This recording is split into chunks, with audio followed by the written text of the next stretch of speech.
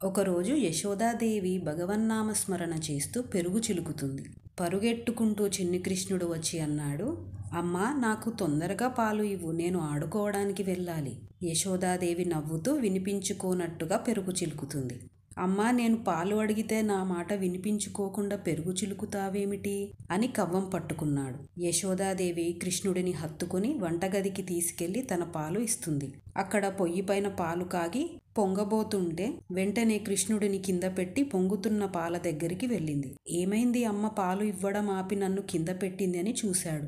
కోపంతో నాకన్నా పొయ్యి పైన ఉన్న పాలు ముఖ్యమా అని అక్కడ ఉన్న రాళ్ళని తీసుకొని వెన్న కుండలని పగలగొట్టి ఏడుస్తూ వెన్న తింటూ అమ్మ చూస్తే అంతే సంగతులు అని పరుగున పక్కింటికి వెళ్ళి ఒక రోలుపైకి ఎక్కి వెన్నె ముద్దలని కోతులకి పెడుతున్నాడు. యశోదాదేవి పాలకుండని పక్కకి పెట్టి చిన్ని కృష్ణుడు ఏడి అని చూసేసరికి పగిలిన వెన్న కుండలను చూసి అనుకుంది, అందరూ అంటున్నట్టు కృష్ణుడు చాలా అల్లరివాడయ్యాడు అని బయటకి వచ్చి పక్కింట్లో చూసేసరికి రోలుపైకి ఎక్కి కోతులకి వెన్న పెడుతున్నాడు. కృష్ణుడిని చూసి అనుకుంది, లేక లేక పుట్టాడు, కొట్టకూడదు అని నేను ప్రేమతో చూస్తుంటే వీడి అల్లరి ఎక్కువైంది, ఏదో ఒకటి చేయాలి అని పట్టుకునే ప్రయత్నం చేస్తుంది. చిన్ని కృష్ణుడు దొరకకుండా పరిగెడుతున్నాడు. గోపకాంతలంతా వచ్చి అన్నారు, మేము కృష్ణుడిని పట్టుకోలేకపోయాం, యశోదాదేవి ఎలా పట్టుకుంటుందో చూద్దాం అని చూస్తున్నారు. యశోదాదేవి అంది, కృష్ణ, నిన్ను పట్టుకోవడం కష్టమంటున్నారు వీళ్ళందరూ, నేను నిన్ను పట్టుకొని కట్టేసి కొట్టేస్తా చూడు. చిన్ని కృష్ణుడు దొరకకుండా స్తంభాల వెనుక దాక్కుని పరిగెడుతూ ఏడుస్తూ, అమ్మా, నేను ఇంకా అల్లరి చెయ్యను, వెన్న తినను, నన్ను పట్టుకుని కొట్టకు అంటున్నాడు. ఈ లీలని ముక్కోటి దేవతలు ఆశ్చర్యంగా చూస్తున్నారు. శ్రీకృష్ణ పరమాత్మ భయపడడం ఏమిటి, ఆ ఏడుపేమిటి అని. యశోదాదేవి పరిగెట్టి అలసిపోయి అడుగు వేయలేకపోతుంది. ఒళ్ళంతా చెమటలు, జడ ఊడిపోయింది. పట్టరాని కోపంతో ఉంది కృష్ణుడు దొరకడం లేదు అని. కళ్ళల్లో నీళ్లు తిరుగుతున్నాయి. గోపకాంతలేమో నవ్వుతూ, ఏది నీ కొడుకుని పట్టుకుంటా అన్నావు. ఈ స్థితిలో అమ్మని చూసి చిన్ని కృష్ణుడు దొరికిపోయాడు. యశోదాదేవి ఏడుస్తున్న కృష్ణుడిని కొట్టలేక కట్టేయాలని ఒక చేత్తో కృష్ణుడి చెయ్యి పట్టుకుని తాడు తీసుకుని నడుము చుట్టూ పెడితే 2 అంగుళాలు తక్కువవుతున్నాయి.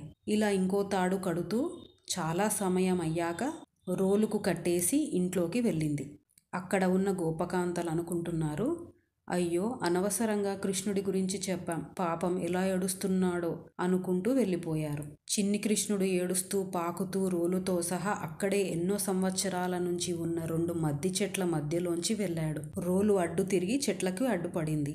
ముందుకు వెళ్ళలేకపోతున్నాని గట్టిగా లాగేసరికి ఆ 2 చెట్లు కింద పడి అందులోంచి 2 మహాపురుషులు వచ్చారు. ఈ 2 యక్షులు, కుబేరుడి కొడుకులు, నలకువార, మణిగ్రీవ. ఒకరోజు ఈ 2 ఆకాశగంగలో గంధర్వకాంతలతో మధు తాగుతూ ఆనందిస్తున్నారు. అక్కడికి నారద మహర్షి రావడం చూసి గంధర్వకాంతలు నీటిలోంచి బయటికి వచ్చి బట్టలు కట్టుకుని నమస్కరించారు.